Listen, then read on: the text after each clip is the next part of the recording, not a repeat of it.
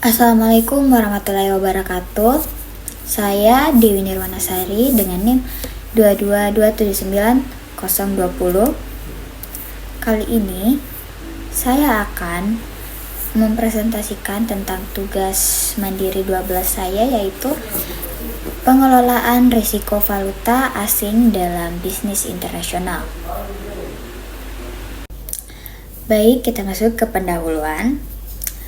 Dalam era globalisasi, bisnis internasional menjadi semakin dinamis dan kompetitif.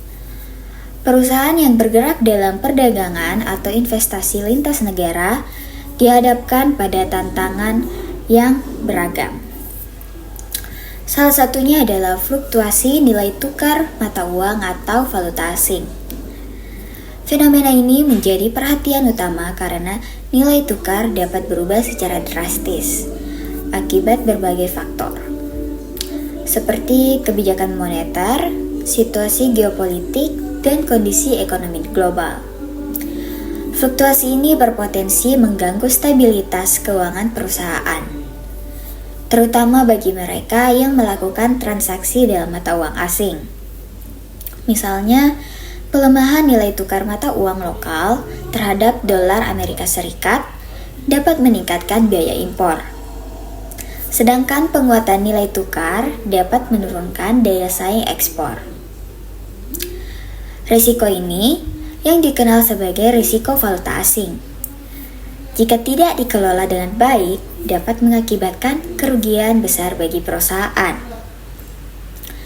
Oleh karena itu, pengelolaan risiko valuta asing menjadi aspek krusial dalam memastikan kelangsungan dan profitabilitas bisnis internasional. Menurut data Bank Dunia pada tahun 2022, volume perdagangan global mencapai sekitaran 30 triliun US dollar. Dengan sebagian besar transaksi melibatkan berbagai mata uang asing. Studi dari International Monetary Fund atau IMF mencatat bahwa sekitar 60% perusahaan multinasional melaporkan dampak signifikan dari fluktuasi nilai tukar terhadap arus kas mereka. Lebih lanjut, survei yang dilakukan oleh PwC pada tahun 2023 menunjukkan bahwa 78% perusahaan besar mengalami kerugian rata-rata sebesar 5-10% dari total pendapatan tahunan mereka akibat kurangnya strategi mitigasi risiko valuta asing. Di Indonesia, nilai tukar rupiah terhadap dolar Amerika Serikat yang sempat melemah sehingga Rp15.500 pada pertengahan 2023 memberikan tekanan besar pada sektor manufaktur yang bergantung pada impor bahan baku. Data ini menunjukkan betapa nyata dan signifikan dampak risiko valuta asing dalam konteks bisnis internasional.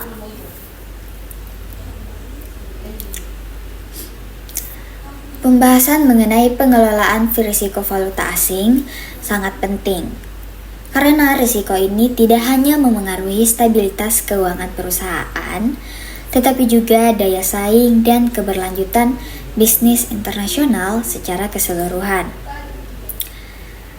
Dengan memahami dan menerapkan strategi yang tepat, perusahaan dapat mengurangi dampak negatif fluktuasi nilai tukar dan memaksimalkan peluang di pasar global. Kita masuk ke rumusan masalah. Yang pertama ada bagaimana fluktuasi nilai tukar mata uang memengaruhi stabilitas keuangan perusahaan dalam bisnis internasional. Kedua, apa saja metode dan strategi yang dapat diterapkan oleh perusahaan untuk mengelola risiko valuta asing secara efektif.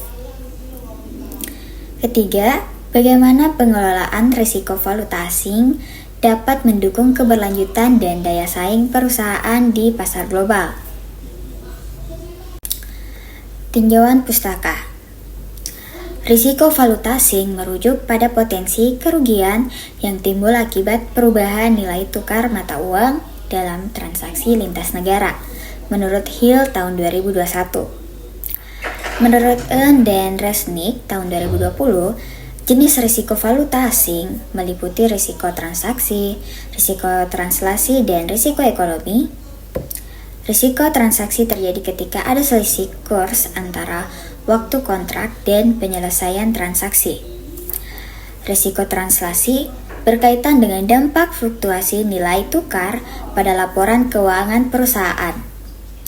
Sementara risiko ekonomi mengacu pada dampaknya terhadap daya saing perusahaan dalam jangka panjang. Beberapa strategi umum yang diidentifikasi oleh Hull tahun 2018 untuk mengelola risiko valuta asing meliputi hedging melalui kontrak forward, opsi mata uang, dan swap.